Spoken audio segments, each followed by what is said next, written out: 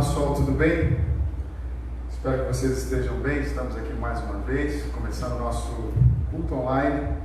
É uma alegria enorme saber que você está aí do outro lado nos acompanhando. Acredito que vocês estejam com bastante saudade de nós, assim como nós estamos de vocês. Doidos para poder revê-los aqui novamente, poder dar um abraço, apertar sua mão e ter aquela comunhão gostosa de sempre. Mas a gente acredita que Deus tem reservado um tempo para nós nesses dias. Nós queremos viver de acordo com a vontade dele. A semana corrida para todos nós, ainda que dentro de casa, mas vivendo da forma como Deus quer. Espero que você tenha aproveitado essa semana que passou, com os seus devocionais, com a sua comunhão, com seus parentes, com pai, mãe, irmãos, enfim, com quem está aí com você. Acredito que seja um tempo de Deus na nossa vida para aprendermos, talvez vivermos um pouco mais em família, né? Todos nós estávamos num tempo muito corrido, trabalho, escola, e agora nós estamos tendo um tempinho aí para ficar em casa, compartilhar com a nossa família o nosso dia a dia. E hoje nós estamos aqui mais uma vez para adorar o Senhor, bem dizer o nome dele. Como vocês podem ver, hoje nós temos louvores, a Mina está aqui com a gente, o Luiz, o Júnior, e a nossa intenção é que você não saia daí. Durante o tempo em que nós estivermos aqui adorando o Senhor, estudando a palavra, você esteja aí do outro lado. Aproveite agora para convidar os seus amigos, passa o link para ele, convida ele para fazer parte desse momento com a gente, né? Chame quem está aí na tua casa, vá para o teu quarto, para a tua sala, e não perca essa oportunidade. Eu queria começar lendo um texto, meditando essa semana, e falou ao meu coração, e eu queria compartilhar com vocês no início desse culto, que diz assim, Isaías 46, tá? Talvez você não precise abrir agora a tua Bíblia, mas ouça, e que desde já o Espírito de Deus fale ao teu coração naquilo que está reservado para nós nessa noite. Diz assim, Isaías 46, o versículo 9 e o versículo 10. Lembre-se das coisas passadas, das coisas muito antigas. Eu sou o seu Deus. E não há nenhum outro. Eu sou Deus. Outro. Eu sou Deus e não há nenhum como eu. Desde o início faço conhecido o fim, desde os tempos remotos o que ainda não virá. Digo, meu propósito ficará de pé e farei tudo o que me agrada. Essa é a palavra de Deus para o início desse culto que nós vamos ter agora. E eu te convido, ainda onde você está, na tua casa, junto com seus familiares, fechar os teus olhos, que nós vamos orar, pedindo para que o Senhor fale aos nossos corações e que você adore a Ele, cante conosco nessa noite, que o Espírito Santo de Deus possa invadir o lugar onde você está na sua casa, encher o seu coração da presença dEle, e que ao final desse culto, o teu coração esteja extremamente quebrantado diante do Senhor, e que Ele te dê força, saúde, vigor, para você continuar vivendo uma vida centrada em Deus, tá bom? Feche seus olhos, nós vamos orar nesse momento. Pai querido, nós te louvamos e te agradecemos por essa noite. Te agradecemos, Senhor, porque ainda distantes uns dos outros, a Tua palavra diz que o Espírito Santo de Deus nos une, nos faz igreja. E nós te louvamos e te agradecemos por toda essa tecnologia que hoje nos permite estarmos juntos, num só Espírito, em um só coração. Pedimos que o Senhor fale conosco, que o Senhor nos ajude, que o Senhor nos fortifique, que nessa noite o nosso coração possa expressar ao Senhor a nossa gratidão. Gratidão por saber que o Senhor tem cuidado de nós. Gratidão por saber que o Senhor é o nosso Deus e que não existe outro. Gratidão por saber que o Senhor é soberano e cuida de todas as coisas e de todos. Nós te agradecemos. Ministra os nossos corações nessa noite, é o que nós te pedimos, em nome de Jesus. Eu reforço para você, mais uma vez, convide teus amigos, passe o link para ele e participe com a gente nesses minutos, onde estaremos cantando, ouvindo a palavra de Deus e louvando ao Senhor, tá bom? Um abraço.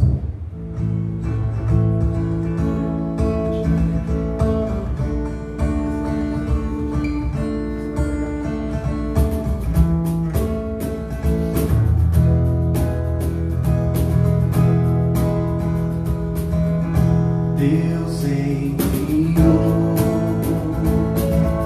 seu Filho amado para morrer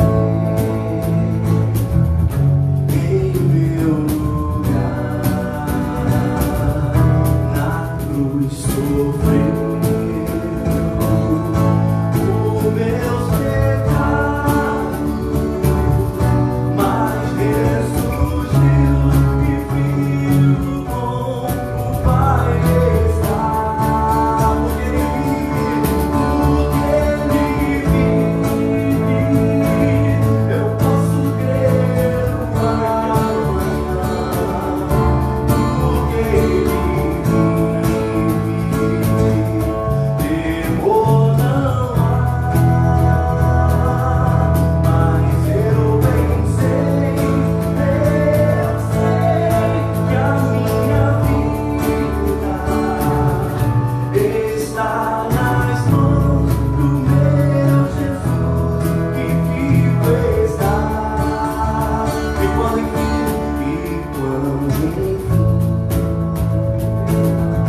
chegar a hora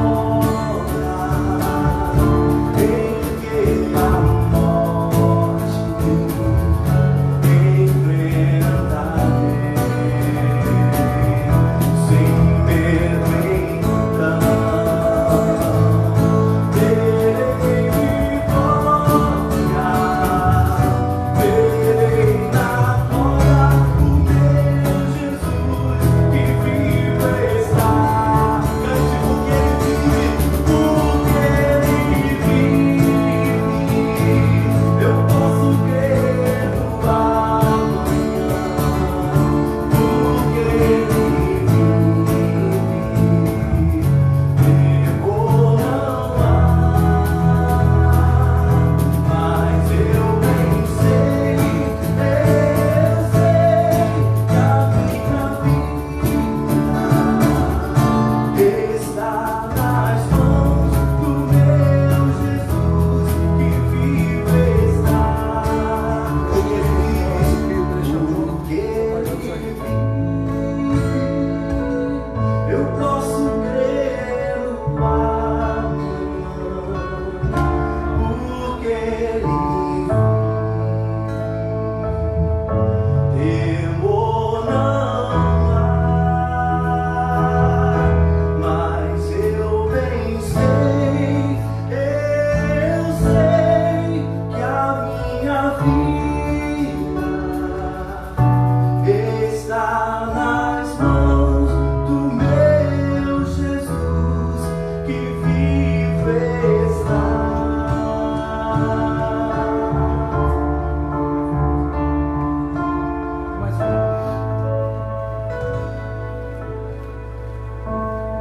Nosso Cristo vive e a igreja canta. Eu convido a você a cantar. Os reinos se abalam, os morros se curvam, as bocas se abrem, as mãos se levantam para dizer que tu és o Rei, para dizer que tu és o Senhor. Os reinos se abalam, os reinos se abalam, os morros se curvam, as bocas se abrem, as mãos se levantam para dizer que tu és o Rei, para dizer que tu és o Senhor. Teu reino é sempre eterno.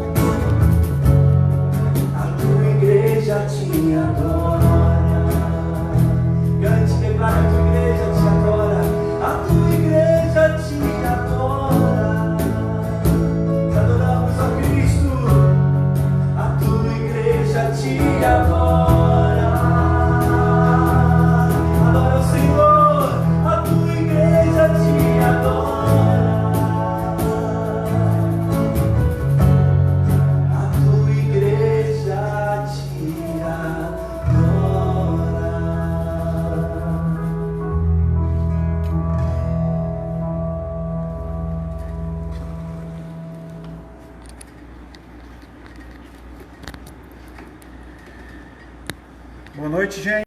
Tudo bem com vocês? Eu sei que a gente está vivendo num tempo diferente e para nós da IPB Atos também é um tempo diferente.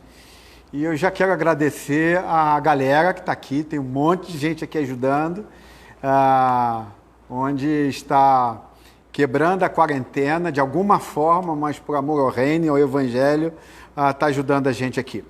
Bem, eu queria falar hoje sobre soberania e sabedoria. Eu queria que você abrisse sua Bíblia em Hebreus capítulo 12, do verso 1 ao verso 13. Eu queria conectar como que a gente vive em sabedoria no tempo que a gente está vivendo. Como que a gente pode ser sábio nesse momento, como nós podemos aprender a ser sábio nesse momento. Então, abra comigo Hebreus capítulo 12, do verso 1 ao verso 13.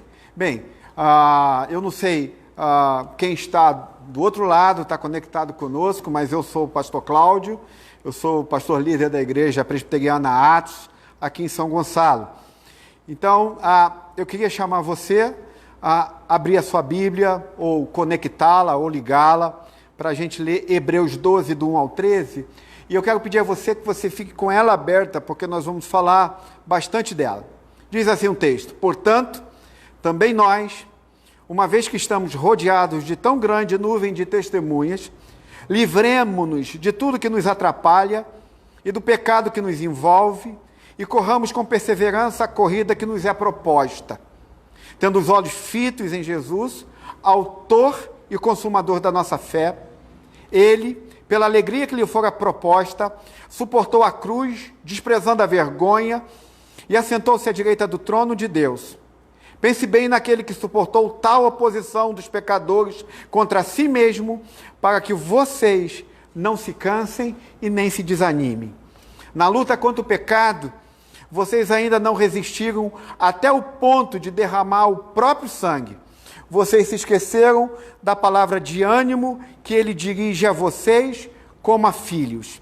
Meu filho, não despreze a disciplina do Senhor, nem se magoe com a sua repreensão, pois o Senhor disciplina quem ama e castiga todo aquele a quem aceita como filho.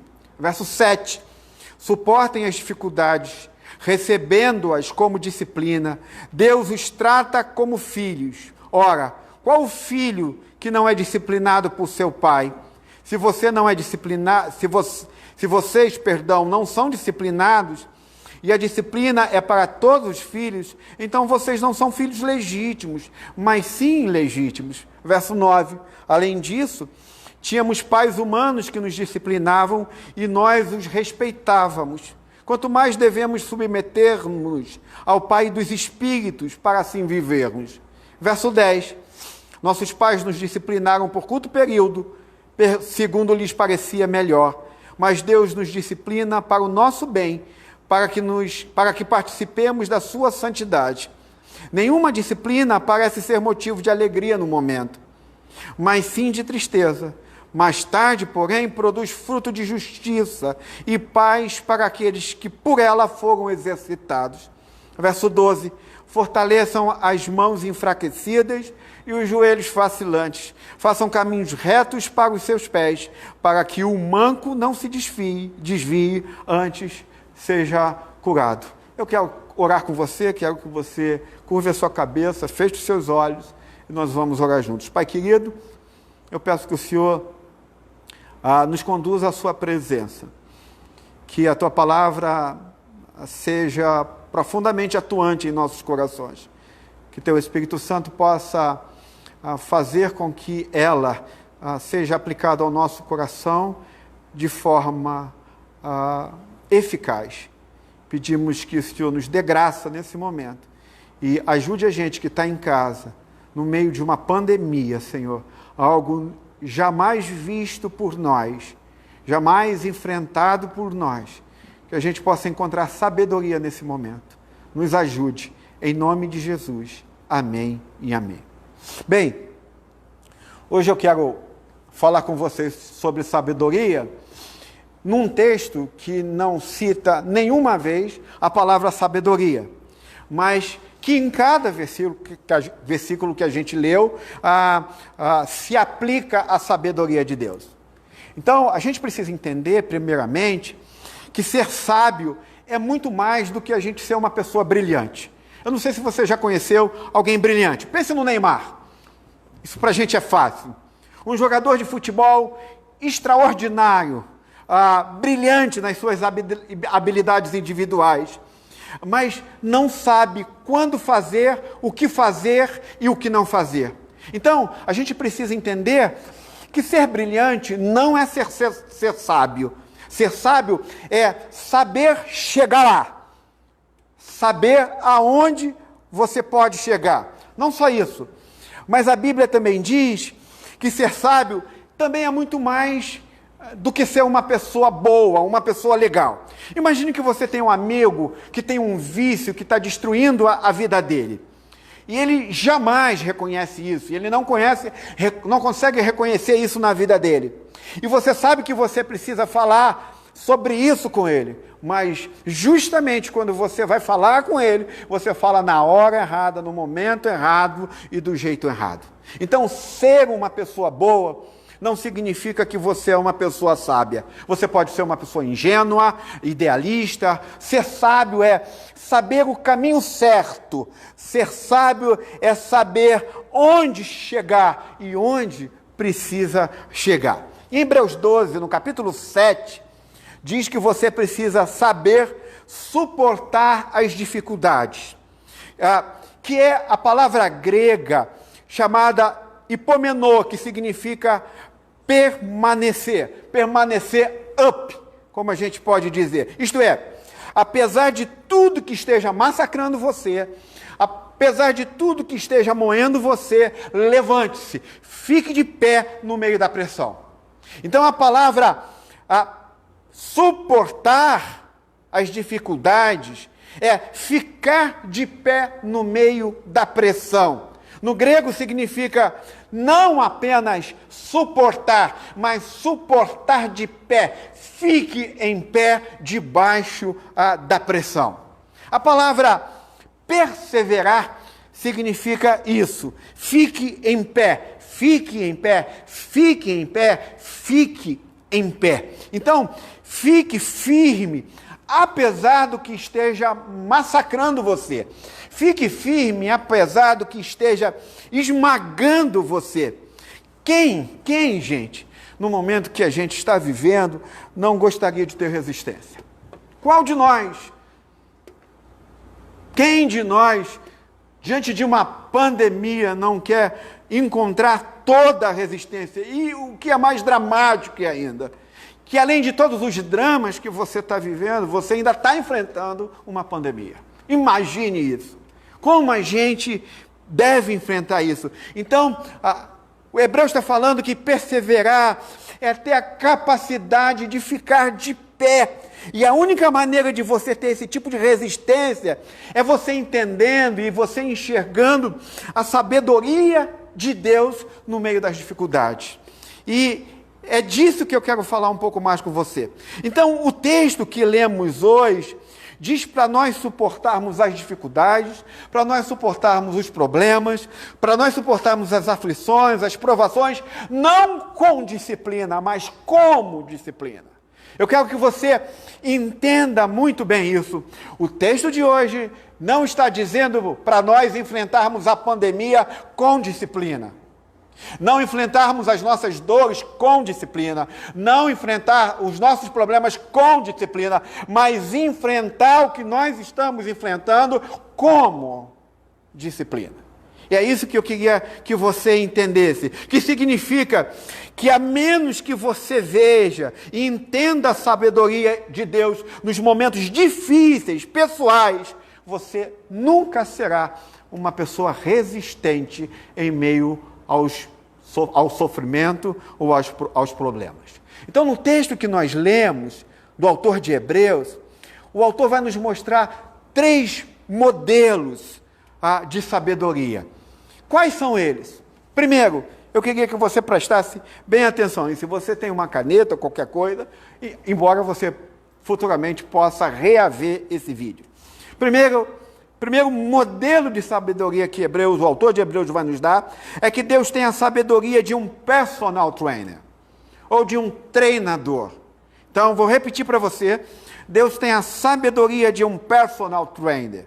No verso 11, olhe comigo, diz que toda disciplina parece muito dolorosa por um tempo, mas mais tarde produz fruto de justiça e paz para aquele que por ela foram exercitados. Foque na palavra exercitados. A palavra-chave aqui, que você precisa focar, é exercitado, ou treinador, ou personal training, que é uma palavra grega chamada gimnazo, que é a raiz da palavra que a gente conhece muito, é ginásio. Então, você não suportará as dificuldades, a menos que você vejam as dificuldades como um treinamento. Então, a gente não passa por essa pandemia, ou a gente não passa pelos problemas que nós estamos vivendo, se a gente não entender que esses problemas, esse sofrimento, essas dificuldades, que elas são como um treinamento, e a gente precisa entender isso, precisa ficar bem claro na nossa vida. Isso é como exercícios na nossa vida. Então, a sabedoria de Deus é a sabedoria de um personal trainer. Essa é a sabedoria de Deus. Agora, qual é a sabedoria de um treinador? Como um treinador sábio nos treina? Em alguns anos atrás, eu rompi os ligamentos cruzados. Eu sou um jogador de futebol fantástico, né? E eu já rompi o ligamento cruzado dos 2 joelhos. Mas em um dos joelhos, um dos meus médicos, o médico que me operou, ele, quando terminou o processo de fisioterapia, ele me orientou a procurar uma academia e procurar um personal trainer. E não adiantava eu entrar numa academia que apenas tivesse musculação, ou eu pudesse fazer esteira. Eu precisava encontrar um treinador para mim. E aí, foi isso que eu fiz.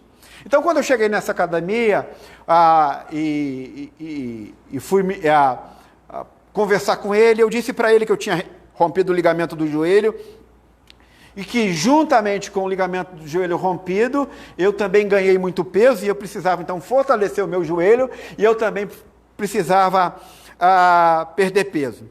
No primeiro dia, gente, que começou o nosso treino, eu parecia que eu ia morrer. Era um negócio dos mais loucos. Eram movimentos intercalados, sobe, desce, carrega peso, não carrega, puxa para lá, puxa para cá, levanta peso da perna, faz de tudo, exercícios de todo tipo. E eu acabei o primeiro dia de treinamento, parecia que não haveria outro dia para mim. Mas o que é um treinamento? É justamente isso que a pessoa que estava cuidando de mim fez.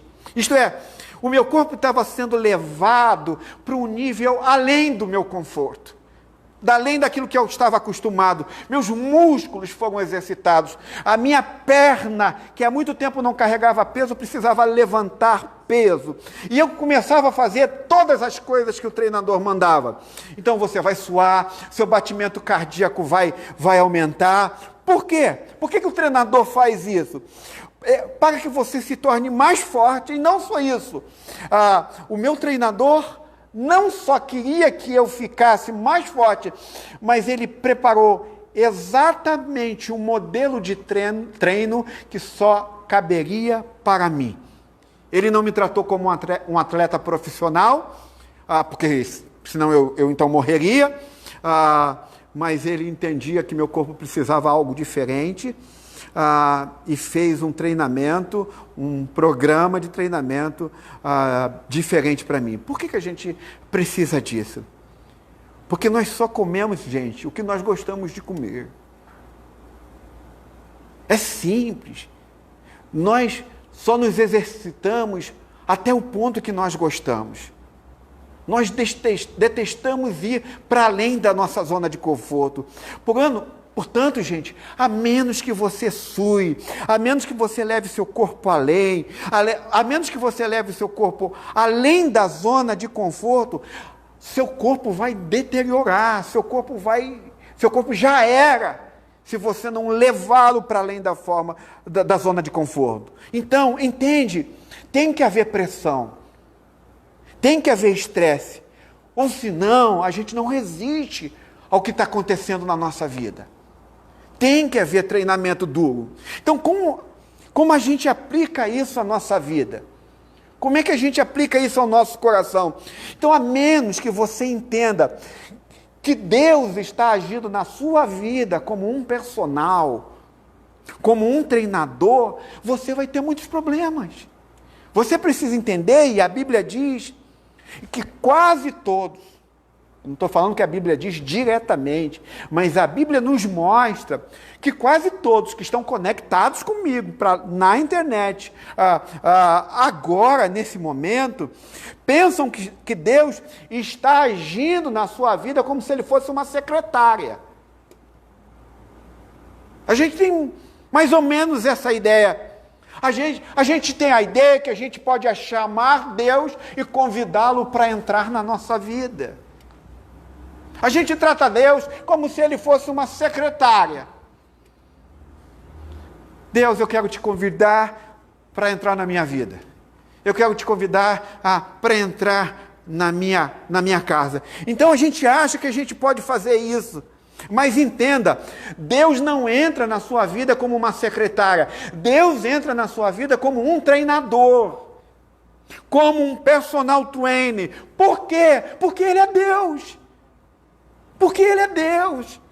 Então entenda, ainda que a sua vida possa parecer uma bagunça nesse momento, você não tem trabalho, você não está indo ao trabalho, ainda que pareça que tudo esteja incerto, ainda que a sua vida pareça estar uma bagunça, isso não significa que Deus, nesse exato momento, não tenha um plano de organização para a sua vida.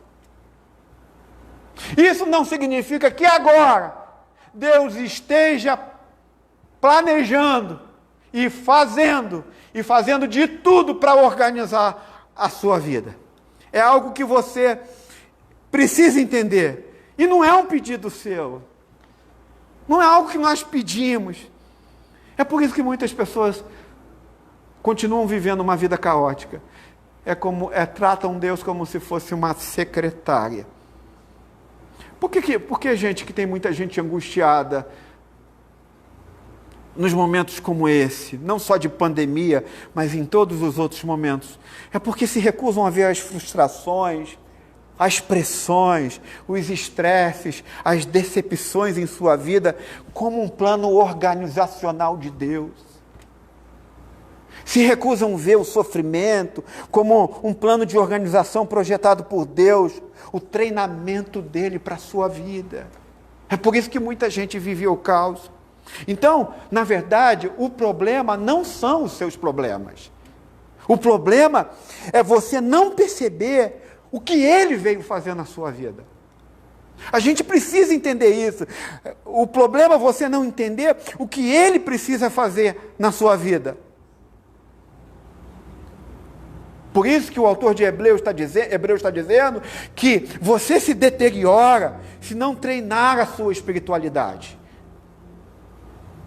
Igualzinho um corpo, gente. A gente precisa entender isso. A maioria das pessoas admitem que estão mais fisicamente, mas elas têm dificuldade de admitirem que estão mais espiritualmente.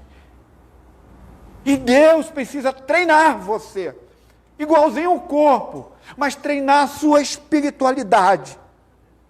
Então, por exemplo, o que faz você pensar que Deus é injusto? O que faz você pensar que Deus não está fazendo aquilo que Ele deveria estar fazendo?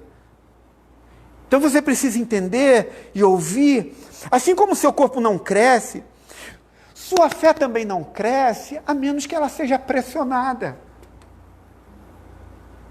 A menos que ela seja posta em dificuldades.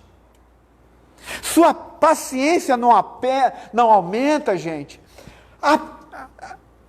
a menos que ela seja testada. Sua compaixão, sua coragem, seus compromissos não crescem, a menos que eles sejam desafiados.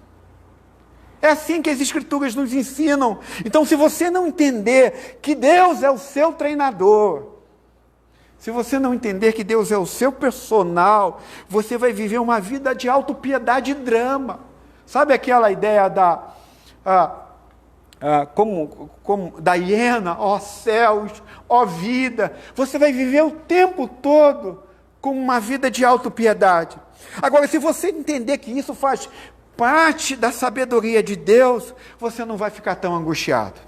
Agora, se você vive dizendo, o sofrimento não traz nenhum sentido para a vida, me desculpe, pastor Cláudio, mas eu acredito que o sentimento não traz nenhum sentido na vida, não há nenhuma ação redentora no que eu estou passando, como é que Deus pode estar fazendo isso comigo?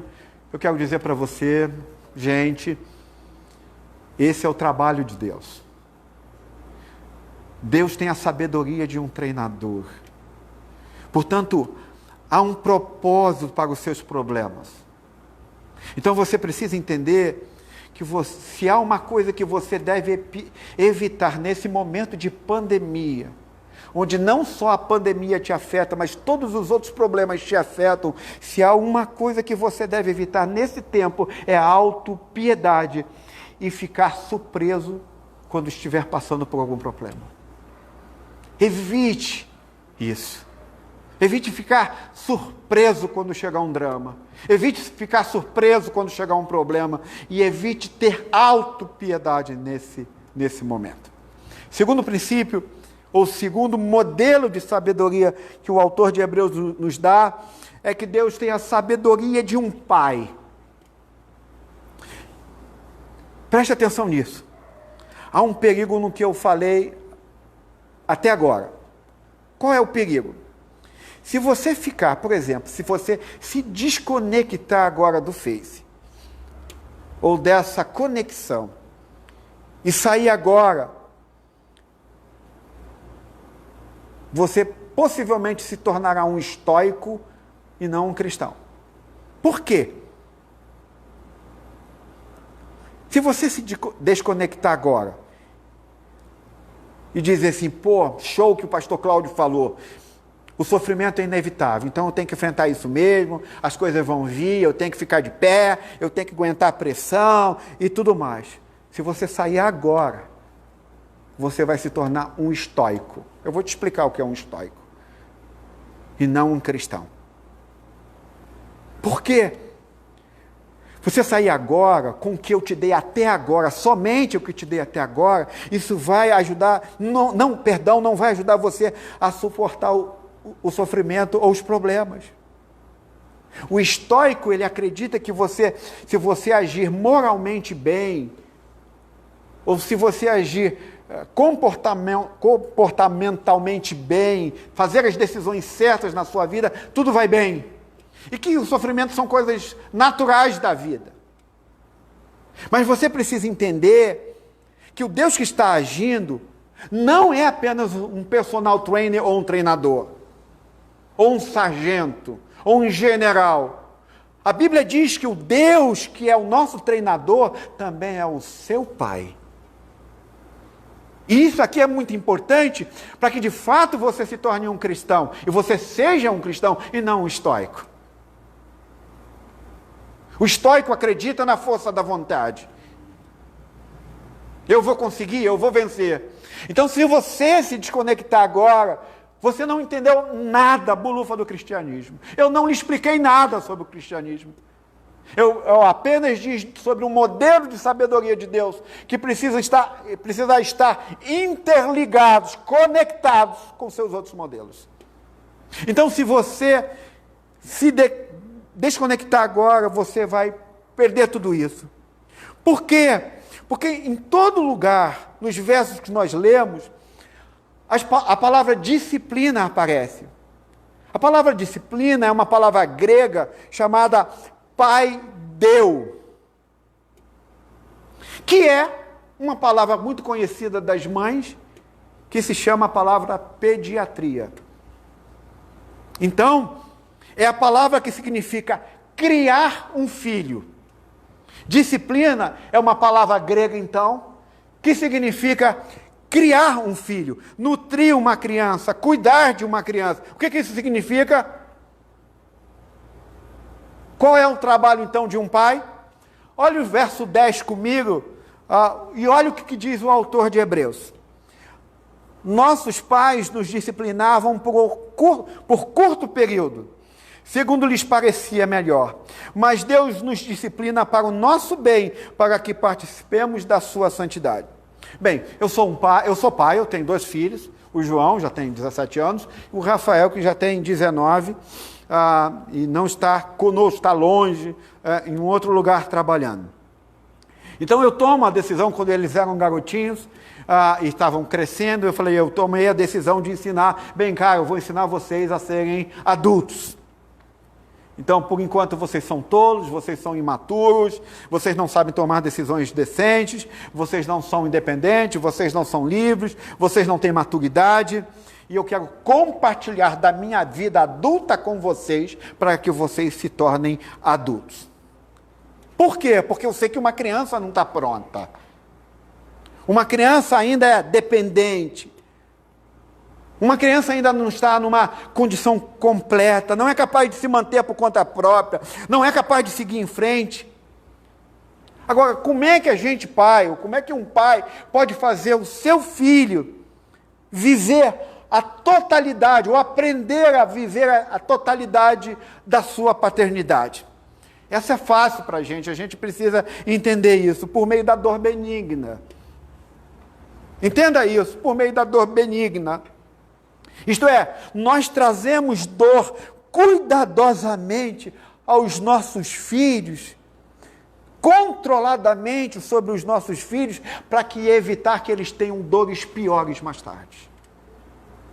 Então entenda uma coisa, o meu papel como pai é trazer uma dor controlada agora, bem intencionada por amor. Por quê? Para que eu possa ver o meu filho crescer, ou os meus filhos crescerem. É trazer dor em pequenas quantidades agora, para que lá na frente ele não sofra dores muito maiores. Então, por exemplo, se meu filho mentir, eu sei que se isso se tornar um hábito no seu coração, ele vai se perder. Então ele vai se tornar alguém incapaz de lidar com a vida. E eu também sei que se a prática de vida dele for mentir o tempo todo, então ele vai ter muitos problemas na sua vida. Muitos problemas o alcançarão. O que eu tenho que fazer? Eu tenho que trazer para a vida dele uma certa quantidade de dor agora. É nesse momento que eu tenho que trazer dor à vida dele. Então eu digo para ele mentiu, para mim eu digo, vá para o seu quarto. Eu imagino hoje, os pais aí com seus filhos. Algumas mães mandam um WhatsApp para mim e dizem assim, eu não aguento mais.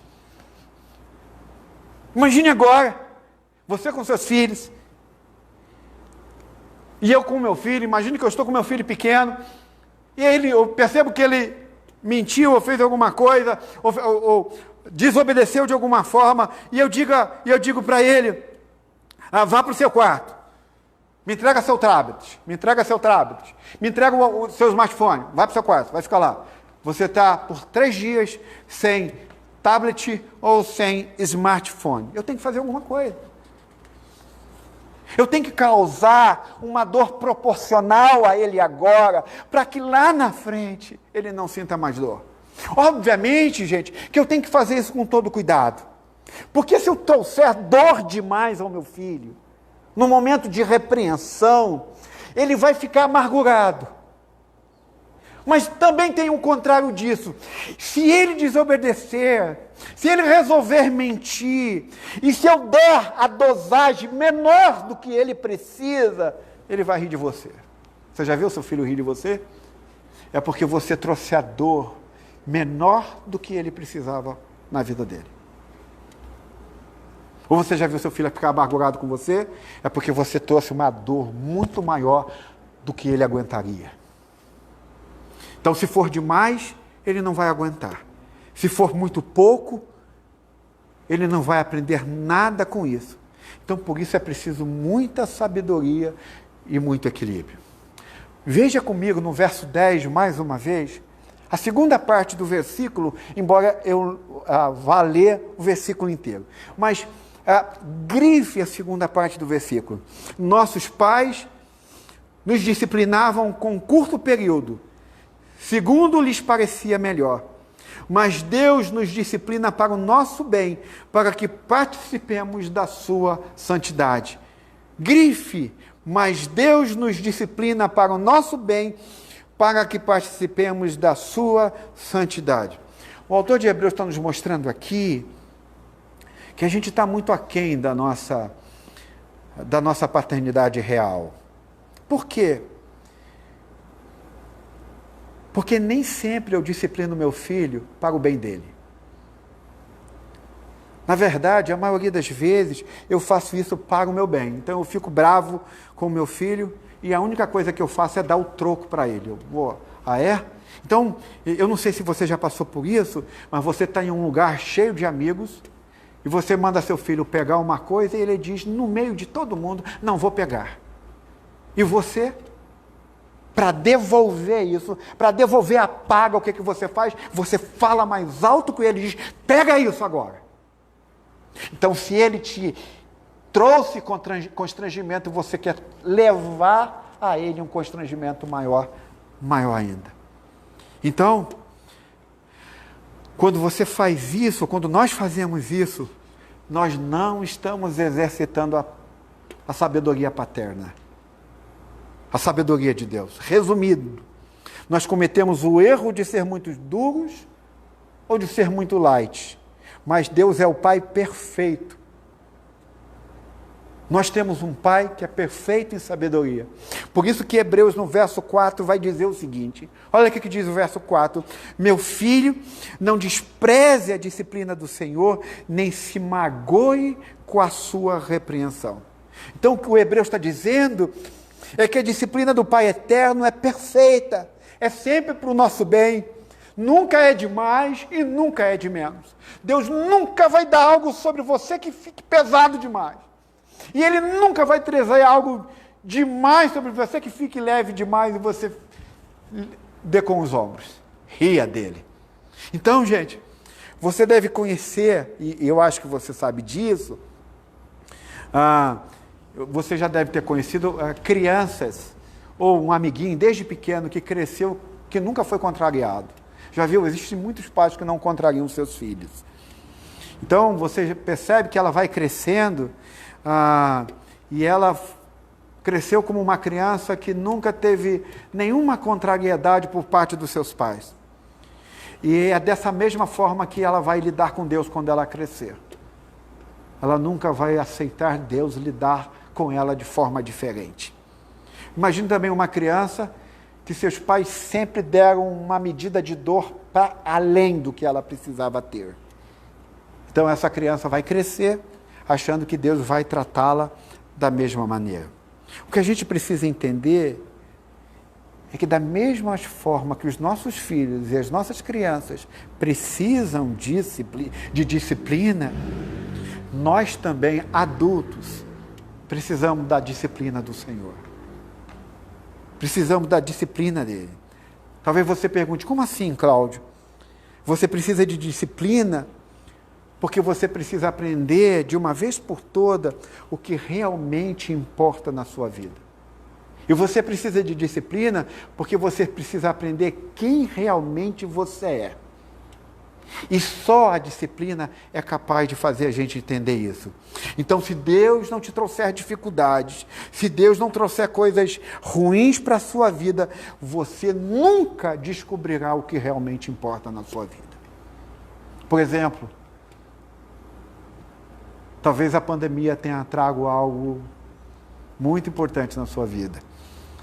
Primeiramente, eu queria, para conectar com o que eu estou falando, se você não for disciplinado por Deus, você jamais se depararia ou ou vai se deparar com suas falhas. Eu já falei sobre isso algumas vezes aqui na igreja, com alguns de vocês. Ninguém descobre que é falho com alguém dizendo que ele é falho. Há quantos anos você chama seu filho a atenção de um erro que ele comete e até hoje ele não aprendeu? Por quê? Porque ele só vai aprender o quanto ele é falho quando ele tiver uma experiência com essa atitude falha dele, quando ele for disciplinado por causa dessa falha dele. É preciso que ele experimente. Agora, a gente, obviamente, precisa fazer uma distinção muito importante disso. Às vezes, Deus permite dificuldades em sua vida como uma revelação das falhas do seu caráter. Eu quero que você entenda isso. Então, eu posso mostrar que essa é algo extremamente importante na sua vida. Então, às vezes, ele deixa que as consequências das suas falhas te alcancem. Muitas vezes Deus faz isso. Para quê? Para que de uma vez por todas você acorde, você perceba que você está falhando, para que finalmente você as veja. Por exemplo, você tem um vício, e Deus pode deixar que seu vício destrua a sua vida profissional. Você tem um temperamento descontrolado, enlouquecido ou passivo demais. Deus deixa que isso aflore na sua vida e destrua a sua vida profissional para que você veja isso. Então, Ele pode deixar, por exemplo, que a sua amargura te leve à depressão. Isto é, você é uma pessoa que fica amargurada demais. Então Ele permite que uma depressão te alcance para que você de uma vez por toda enxergue a tua amargura. O quanto o teu coração é amargurado. Então, Ele pode deixar, por exemplo, que o seu excesso de trabalho, obviamente ninguém está vivendo excesso de trabalho agora, mas Ele pode deixar que seu excesso de trabalho faça você parar num hospital. Mas em todos os casos você precisa entender que o que Ele está fazendo é permitir que as dificuldades surjam como resultado de suas falhas para mostrar quem você é. Deus faz isso com a gente. Mas você deve tomar também muito cuidado, ter cuidado. Então, preste atenção numa coisa que eu quero dizer para você. Se você acha que tudo que acontece com você de ruim na sua vida é porque Deus está punindo você, ou é por causa de um pecado específico na sua vida, você está perdendo o ponto. Não há coisa pior para alguém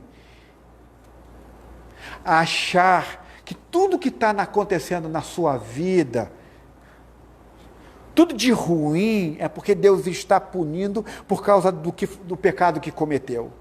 Se você enxergar a vida assim, você está perdendo um ponto. Por que você está perdendo ponto? Porque muitas vezes Ele traz dificuldade à sua vida, não como resultado da sua falha de caráter, mas para revelar a sua falha de caráter. Entende? Você muitas vezes diz, eu estou colhendo o que plantei, e a gente acha que isso é uma punição. Não, na verdade, o que Deus muitas vezes está fazendo é que muitas vezes Ele traz dificuldade na sua vida, problema na sua vida, dor na sua vida, não como resultado da sua falha, mas para revelar as suas falhas. Eu estou repetindo isso para que você grave isso no seu coração. Por exemplo, uma pessoa, um recém-casado, na nossa igreja, perdão, nós temos um recém-casado que é o Gabriel e a Ana, né? E a Ana. E vamos dizer que... Não, esqueça o Gabriel e a Ana. Vamos dizer que um recém-casado, porque, olha, eu não estou sendo pessoal com ninguém, aqui é só um exemplo. Então imagine que um recém-casado chegasse para mim e dissesse assim, Pastor Cláudio, eu nunca soube, até eu me casar, o quanto eu era egoísta. O casamento me revelou o quanto eu sou egoísta e como isso tem sido incrível, que é bom que Deus tem feito na minha vida. O casamento me revelou o meu egocentrismo. Então, você precisa entender que Deus não chegou para você e disse: eu sei que você é um cara ou uma mulher extremamente egoísta e eu vou te punir com esse marido ou com essa esposa. Não é isso. Na verdade, em vez disso, Deus está olhando para você e está dizendo assim: eu sei que você é uma pessoa muito egoísta, então eu vou te dar um esposo ou uma esposa para revelar quem você é. Não por causa do que você é, mas para revelar quem você é. Então tem muitos casamentos que os casais dizem que estão passando muitos conflitos, porque na verdade um deles está revelando quem um outro é. E a gente precisa entender isso. Então, o cônjuge, gente, o seu marido, a sua esposa, não é o resultado do seu egoísmo. O cônjuge, o seu marido, a sua esposa, é a revelação do seu egoísmo, é a mostra do seu egoísmo. Então, quando você tiver um emprego difícil, por exemplo, quando você for voltar a trabalhar, ou quando você tem um casamento difícil, ou quando você enfrentar uma doença difícil, ou esteja enfrentando uma doença difícil, você precisa entender que eles não foram colocados aí na sua vida ou sobre você para que você pudesse entrar em confronto com seu chefe, para que você possa se divorciar com seu esposo, brigar com seu esposo, ou lutar contra o seu corpo com relação à saúde. Mas você precisa entender que eles foram colocados aí para confrontar você consigo mesmo, com quem você é, para revelar você quem você é, não simplesmente para brigar com você. Então você nunca vai ser liberto de suas falhas, a menos que haja disciplina, ainda que haja dificuldades. Sem dificuldade você jamais veria quem você é de fato. E você precisa entender isso no seu coração. Em segundo lugar, a disciplina é necessária para mostrar a você o que realmente vale a pena viver. O que realmente importa? A gente está numa pandemia. O que realmente importa, gente? Imagine que você está com a sua família agora, e você não sabe se vai ter emprego depois. Você sabe o que realmente importa? Às vezes tem gente que diz assim: Cláudio, eu passei por um negócio doído demais, mas isso foi extremamente importante para a minha vida. Sabe, às vezes a gente não entende até que haja um colapso em alguma área da nossa vida, para que a gente, de fato, compreenda o que é importante na nossa vida. Talvez seja a sua família, que seja a coisa mais importante na sua vida, ou seus amigos, ou alguma outra coisa. E aí você diz, talvez nessa pandemia você esteja dizendo: por que eu não enxerguei isso antes? Por que eu não vi isso antes? Gente, então eu preciso dizer para você, se você não entender que as coisas desta vida nunca satisfazem o vazio do seu coração, se você não entender que há algo que sua alma precisa, que nada nessa terra pode te satisfazer ou te dar, é porque você ainda é uma criança. É isso que o Hebreus diz. Você é uma pessoa superficial. Você não sabe o que realmente importa. Você não sabe o que realmente é a vida. Então, se você quer entender a sabedoria de Deus, a sabedoria de Deus é de um pai. Como que a gente aplica isso na nossa vida? O autor de Hebreus diz: suportem as dificuldades como disciplina. Isso significa que o autor de Hebreus está dizendo para você: olhem para os problemas da sua vida e os recebam como se fossem seus filhos. Isto é, todo problema que vem contra você, todo drama que você enfrentar, enfrente, receba isso como se fossem seus filhos. Pense nelas como a mãe de um pai, discipline-se a pensar nelas como como vinda da mãe de seu pai. Entenda isso. A gente precisa entender essa pandemia de forma diferente. A propósito, muitos de nós não somos capazes de suportar o sofrimento ou os problemas dessa vida sem desmoronar, é porque não enfrenta os problemas como uma disciplina infantil. A pandemia é Deus mostrando para nós que nós precisamos enfrentar todas as nossas dores como uma disciplina infantil. Como isso acontece? Antes de tudo, eu preciso que você entenda que se você deseja receber tudo o que vem à sua vida, como das mãos do Pai, você também precisa se lembrar que você é um filho. Que você é filho dele.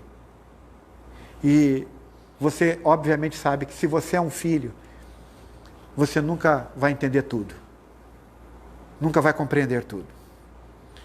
Eu não sei se você já disciplinou seu filho, mas eu nunca vi meu filho João, ou Rafael, qualquer uma criança, dizer assim para o pai o seguinte: pai, perfeito a sua disciplina. 3 dias sem tablet é perfeito. Você é sábio demais. 3 dias sem smartphone, pai, é incrível como você é sábio. Já ouviu isso de algum filho? Por mais legal que você seja, por mais sábio que você seja, alguma vez isso aconteceu na sua vida? Nunca, gente. E nunca vai acontecer. Porque um filho na maioria das vezes, não é capaz de perceber isso.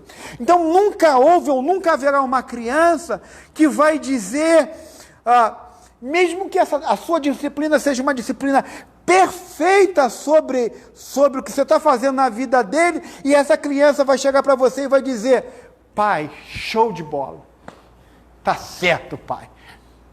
Tá certo, você me botou no quarto de castigo. Certíssimo o que você fez. Você precisa entender uma coisa, gente. Cada um de nós precisamos entender que seu filho vai sempre achar, e os filhos sempre vão achar, que a disciplina que o pai está lhe dando é dura demais. Os filhos sempre vão achar que a disciplina é longa demais. Poxa, pai, 3 dias sem tablet. Os filhos sempre vão achar que o que está acontecendo na sua vida está demorando muito. Os filhos sempre vão achar que a dor que está vindo sobre ele está pesada demais. Mas você precisa entender que quem está disciplinando você não é só um treinador, mas é o seu pai. E um pai perfeito, que o ama, que te ama, e que está cuidando de mim e está cuidando de você. Então, você precisa lembrar que ele é o seu pai. Então, você precisa entender que ele te ama de todo o coração. Mas você precisa também entender uma outra coisa. Que é, ao mesmo tempo que você entende que ele é seu pai, você precisa dizer: pai, eu sei que isso está vindo da sua mão. E você precisa dizer para ele, e você precisa entender que o pai, que Hebreus está dizendo aqui, nunca te dá algo por retribuição. Ele nunca está retribuindo a você o que você fez com ele. Portanto, ele não está pegando o seu pecado e está esfregando na sua cara. Sabe por quê? Se você é filho, você entende isso. Porque você sabe que pais terrestres verdadeiramente pagam pelos seus pecados.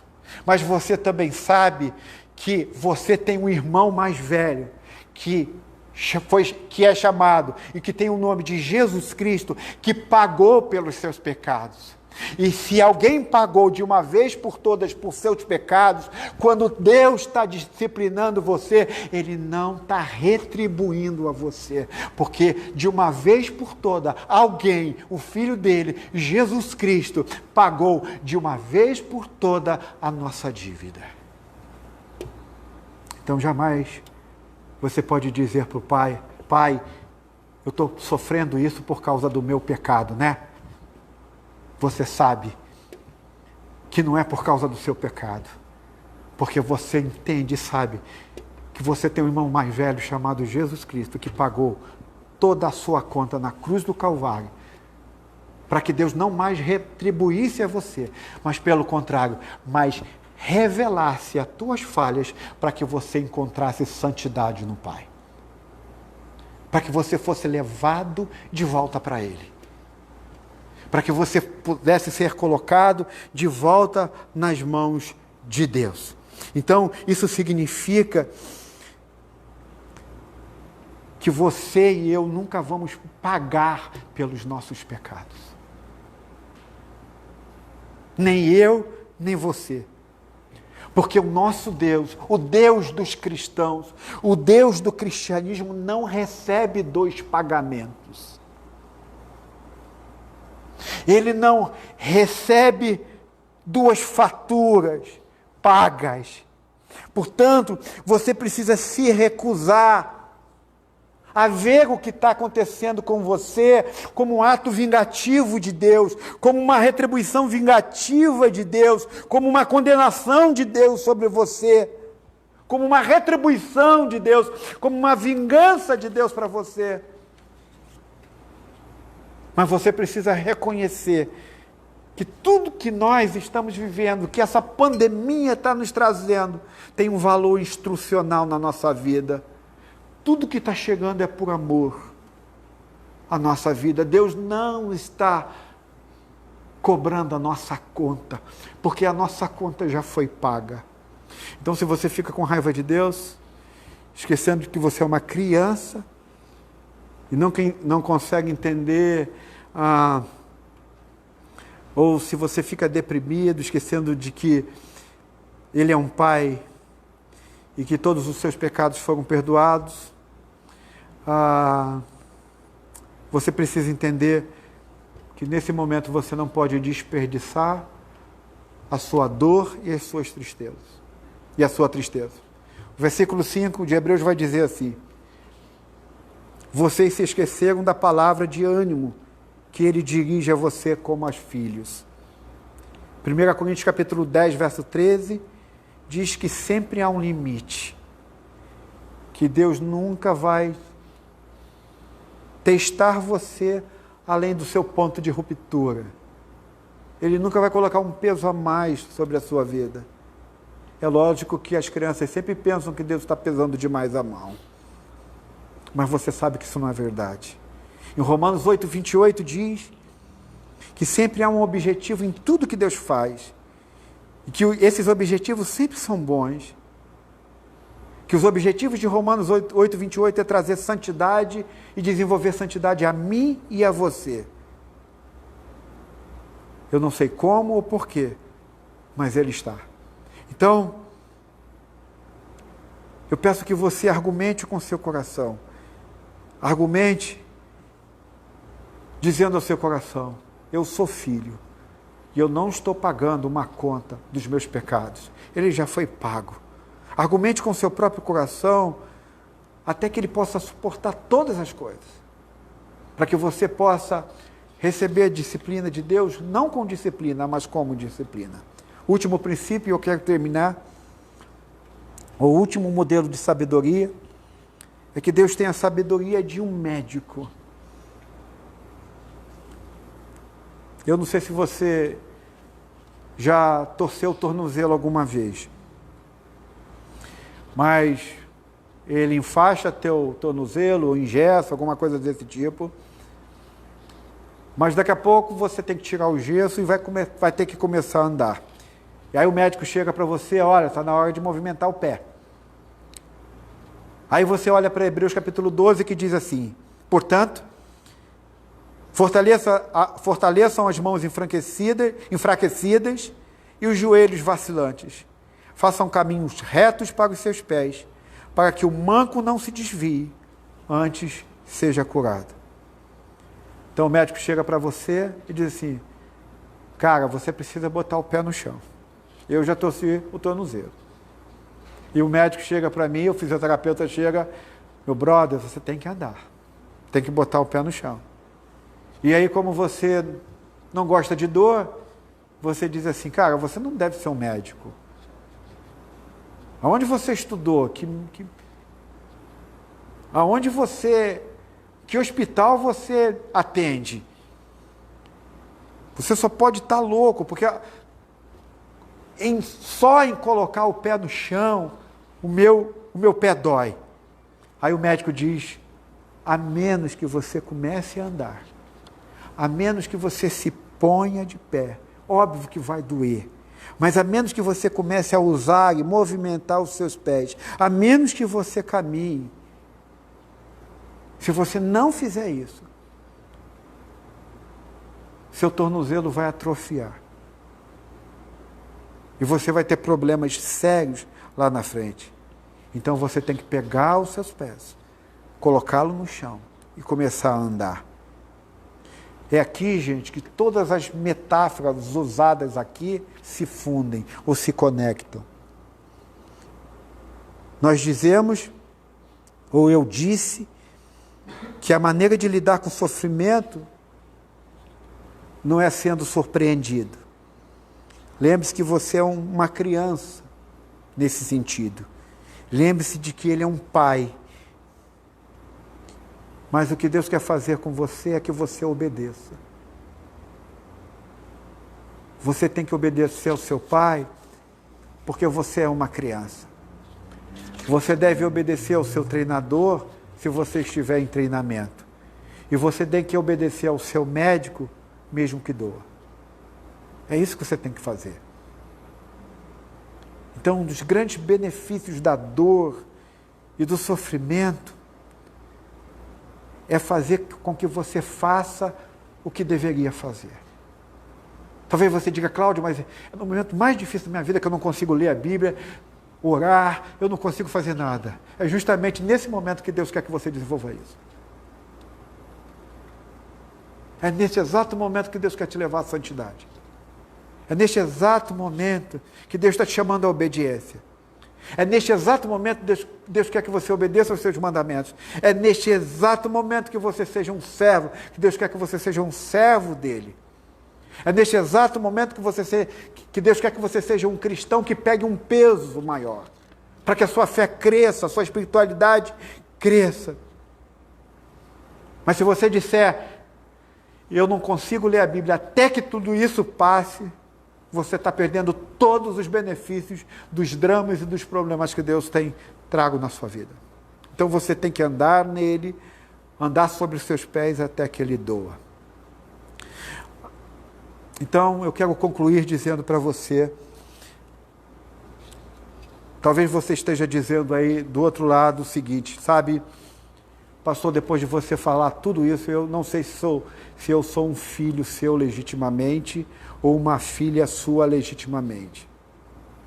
Eu não tenho certeza que eu nasci de novo.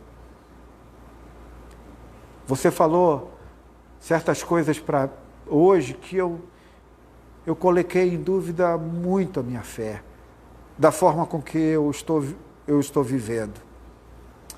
Na verdade, eu estou feliz se você estiver dizendo isso. Porque em João capítulo 1, verso 12, diz assim: contudo, os que o receberam, aos que creram em seu nome, deu-lhes o direito de se tornarem filhos de Deus. Então, o que você precisa fazer, se você ainda não é um cristão, se você ainda não crê em Cristo, é que você precisa recebê-lo como seu Salvador. E quando você recebe Jesus Cristo como Salvador, você recebe a autoridade de uma criança. E um dos aspectos dessa autoridade é ter a capacidade de lidar com a vida da maneira nas quais eu descrevi. Em outras palavras, como o texto que a gente acabou de ler diz, disse: se você quiser lidar com a vida dessa maneira, você precisa aprender a olhar para Jesus. A Bíblia diz que Jesus é o autor e o consumador da nossa fé. Então você precisa entender que Ele está na cruz e na cruz olhou para você. Que quando Ele foi para a cruz, Ele estava olhando para mim e para você. Talvez você esteja perguntando: será, pastor, mesmo que Deus pode trazer algum bem ao sofrimento? Olhe para a cruz. Olhe para a cruz. Sabe por quê? Deus quebrou ou destruiu todo o mal do universo através do sofrimento, para que Ele pudesse te redimir através do sofrimento. Eu não sei se você está entendendo isso.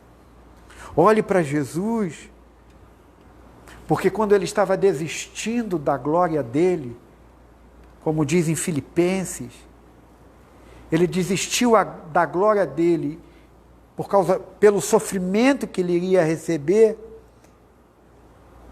Isto é, Filipenses diz que Ele se esvaziou de toda a sua glória para se tornar humano como nós, para sofrer em nosso lugar. Ao mesmo tempo que Jesus Cristo abandona a sua glória, assume seu sofrimento, Ele está pedindo também para você nesta noite que você abandone os seus ídolos. Esvazie-se dos seus ídolos. Abandone os seus ídolos. Abra mão dos seus ídolos. É como se Jesus estivesse dizendo para você: no meu sofrimento, eu fui separado do meu Pai, para que através do seu sofrimento eu possa te conectar ao Pai. É isso que Jesus está dizendo. Quando eu sofri, eu fui separado do meu Pai, para que quando você sofresse, você pudesse ser conectado com o Pai, levado ao Pai, experimentasse o Pai. É como se Jesus estivesse dizendo para você: no meu sofrimento, na cruz do Calvário, na maior dor da minha vida, eu olhei para você, para que no seu sofrimento você olhe para mim, você confie em mim, para que você espere em mim. Então eu espero nesta noite que, se você entendeu que Ele morreu na cruz do Calvário por você, se você entendeu que pode confiar nele como seu Salvador, eu sei que você pode enfrentar qualquer coisa nessa pandemia. Eu sei que você pode ficar de pé. E não é disso que eu e você precisamos? Ficar de pé em meio ao que nós estamos vivendo? Ficar de pé em meio a tantos dramas que estamos dizendo? Jesus está dizendo: no meu sofrimento, na cruz, eu estava olhando para você, para que no seu sofrimento, no seu momento difícil, na sua angústia, na sua dor, você pudesse olhar para mim. Afinal de contas, eu sou o autor e consumador da sua fé. Vamos orar? Pai bondoso, obrigado, Senhor, por esta noite. Obrigado por esse texto. Obrigado, Senhor, por falar de maneira tão incrível ao nosso coração. Que o Senhor nos conceda que nós possamos nos tornar sábios a partir de hoje. Que a gente possa adquirir sabedoria. Que nós possamos valorizar a sabedoria que vem do Senhor. Que a gente não veja a pandemia ou os problemas com disciplina, mas como disciplina. Ajude-nos a conhecê-lo como nosso treinador, como nosso Pai, como nosso médico. Que hoje o Senhor nos ponha de pé para que a gente seja curado. Que o Senhor nos levante nesta noite. Que o Senhor possa estar dizendo nesse momento, para todos que estão conosco, conectados, ou que ainda vão ver este vídeo, que o Senhor possa estar dizendo para todos eles: ponha-se de pé, levante-se, fique de pé, vai doer, mas fique de pé, olhe para mim. Nos ajude, Senhor, dá-nos sabedoria, em nome de Jesus. Amém e amém. Nós vamos adorar o Senhor. Espero que você ainda fique mais um pouco conosco. E depois de mais um louvor, nós vamos orar a Deus, terminando o nosso encontro. Deus te abençoe.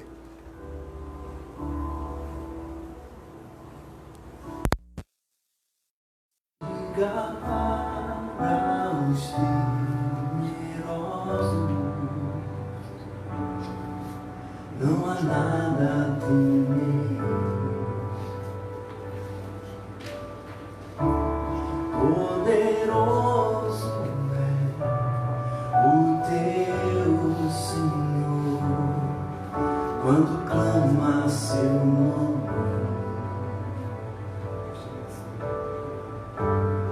Ele então virá.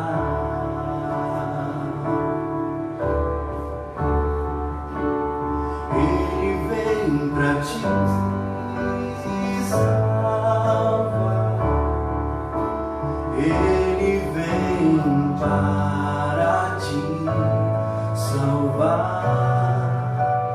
Diga ao cansado, o teu Senhor virá. Ele vem para te salvar.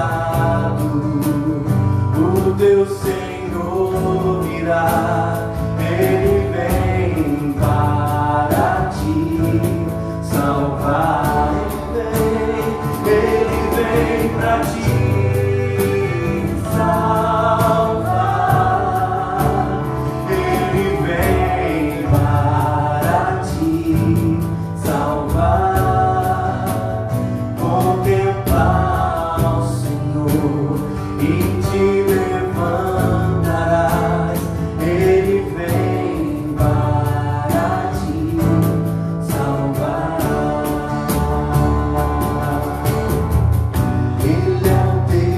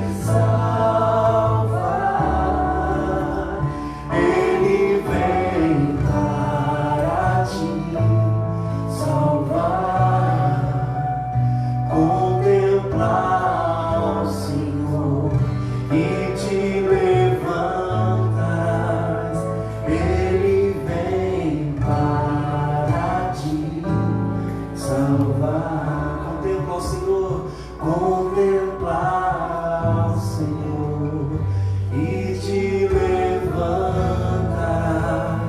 Ele vem para te salvar.